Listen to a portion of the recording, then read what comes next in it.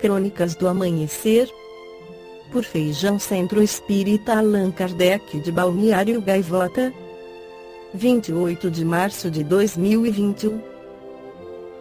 Com o uso dos dados, máquinas já conseguem prever o futuro de uma pessoa, parte 02. Uma das várias visões do futuro comum entre futurólogos, tecnocratas e escritores de ficção científica é o de uma sociedade bem planejada e automatizada. Nessa sociedade, um governo ou um supercomputador seria capaz de ajustar o ambiente de cada um dos indivíduos, alimentação, educação, lazer, carreira para otimizar a experiência de todos.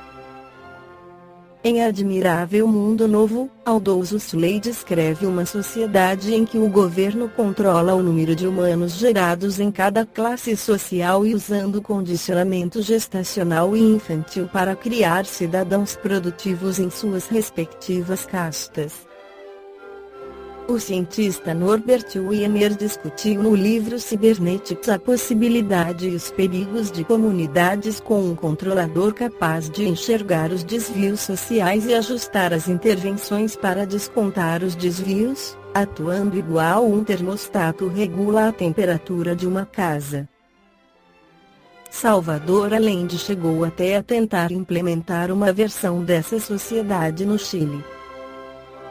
A ideia em voga de que vivemos em uma simulação carrega consigo ecos desse conceito. Nós já vivemos em uma sociedade dessa natureza, pois somos todos uma simulação. Essa visão distópica utópica em alguns círculos tem uma premissa oculta de que sociedades operam de uma forma determinística, ao menos coletivamente. Para que possamos acreditar que o controle do ambiente de um indivíduo pode ser usado para corrigir o futuro, é preciso primeiro acreditar que o ambiente do indivíduo determina qual era esse futuro. Essa premissa é intuitiva. Todo mundo entende que a alimentação adequada e educação de qualidade melhoram o futuro de qualquer criança. Mas a gente não sabe muito bem a granularidade disso. Estudos sobre racismo estrutural mostram o efeito coletivo do ambiente. Mas e se o desafio fosse olhar para uma criança e tentar prever o futuro dela? Um grupo de pesquisadores de Princeton lançou esse desafio e mostrou que é extremamente difícil de prever o futuro de crianças mesmo tendo acesso a um número enorme de dados sobre a criança e a família. Em um artigo publicado na PNAS de janeiro do ano passado, Salganik et al. Descrevem um concurso de Big Data sociológico com 160 participantes. Cada um dos participantes recebeu 12.942 dados socioeconômicos de 4.242 famílias. Esses dados vieram do Fragile Families, um banco de dados de famílias com crianças nascidas no ano 2000 formado em 6 ondas, quando as crianças tinham 1, 3, 5, 9 e 15 anos de idade.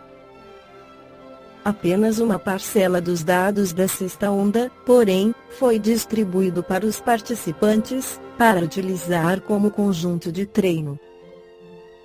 O desafio era ver se os participantes seriam capazes de prever dados não distribuídos da sexta onda usando métodos Big Data. E o resultado foi devastador para os participantes.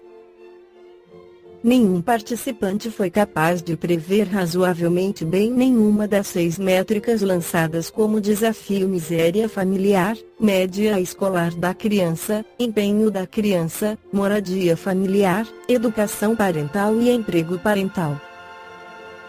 Além disso, os métodos sofisticados utilizando infinidade de dados por família teve um desempenho muito próximo de um método extremamente simples: regressão linear utilizando apenas 4 dados: raça, educação e estado civil da mãe, a época do nascimento e o status da criança na quinta onda.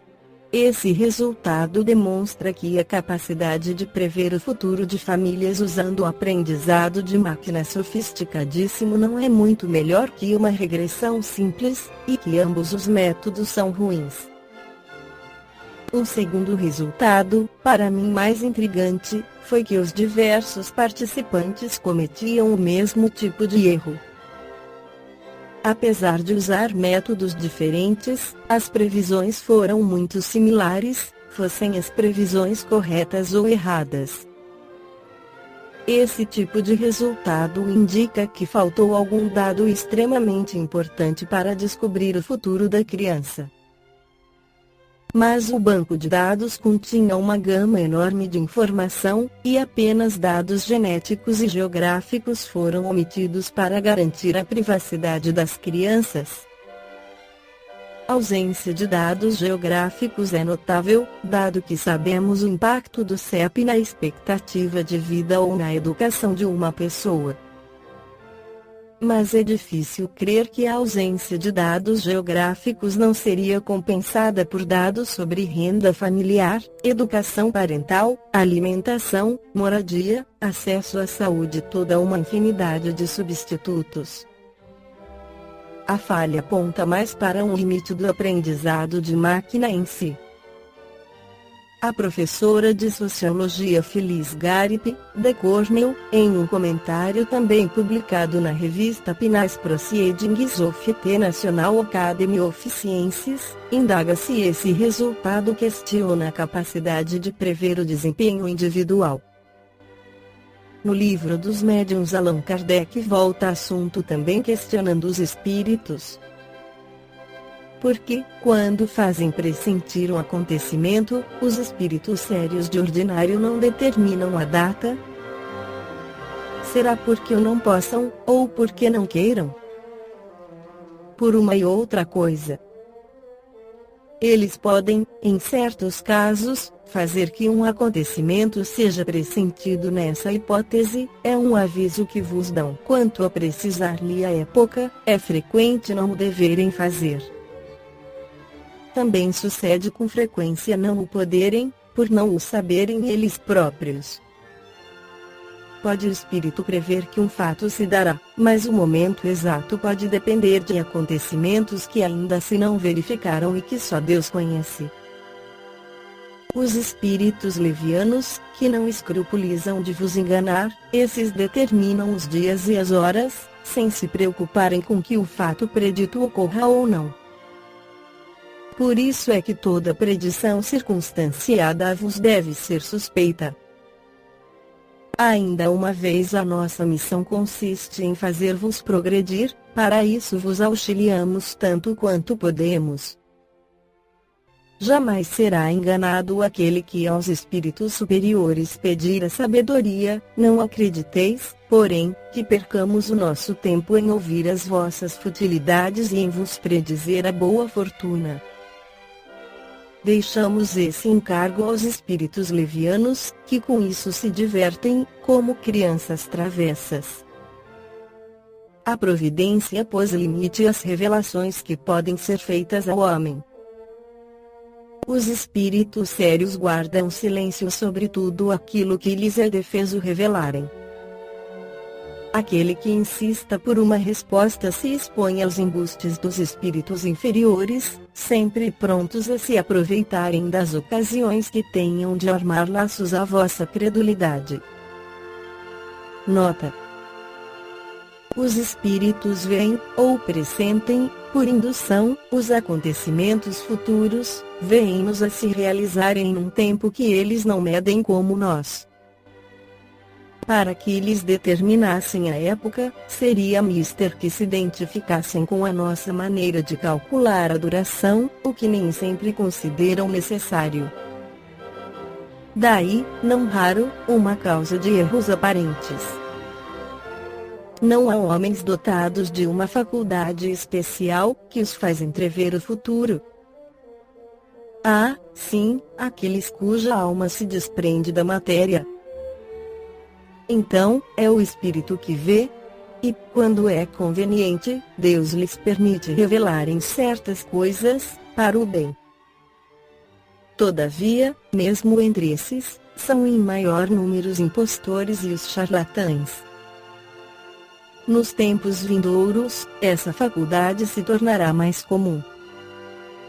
Que pensar dos espíritos que gostam de predizer alguém o dia e hora certa em que morrerá? São espíritos de mau gosto, de muito mau gosto mesmo, que outro fim não tem, senão gozar com o medo que causam. Ninguém se deve preocupar com isso. Como então que certas pessoas são avisadas, por pressentimento, da época em que morrerão? As mais das vezes, é o próprio espírito delas que vem a saber disso em seus momentos de liberdade e guardam, ao despertar, a intuição do que entrevia. Essas pessoas, por estarem preparadas para isso, não se amedrontam, nem se emocionam. Não vem nessa separação da alma e do corpo mais do que uma mudança de situação, ou, se o preferirdes e para usarmos de uma linguagem mais vulgar, a troca de uma veste de pano grosseiro por uma de seda. O temor da morte irá diminuindo, à medida que as crenças espíritas se forem dilatando. Esta foi a crônica do amanhecer de 28 de março de 2021. Por Feijão Centro Espírita Allan Kardec de Balneário Gaivota. Que a paz esteja com todos.